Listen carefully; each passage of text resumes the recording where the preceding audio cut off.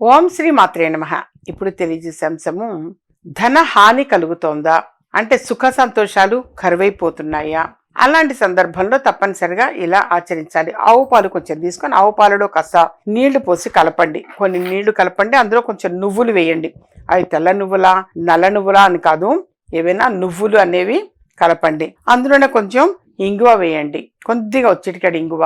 జొన్న పిండి కూడా కొంచెం వేయండి. ఆ నీళ్ళల్లో వేసి ఆ మొత్తాన్ని రావి చెట్టు మొదట్లో పోయండి.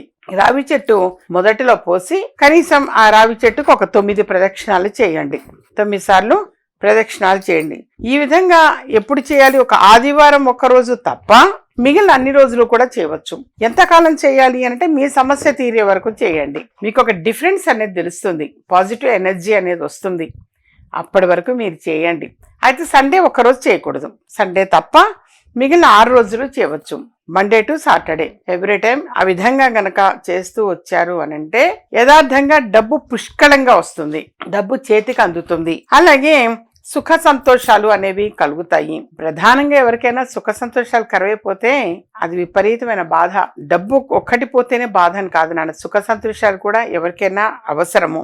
అప్పుడు ధన హాని కలగకుండా ఉంటుంది. ధన పరంగా మీకు కలిసి వచ్చే అవకాశం ఎక్కువ ఉంటుంది. కాబట్టి వీలైనంత వరకు కూడా ఈ విధంగా ఆచరించడానికి ప్రయత్నం చేయండి.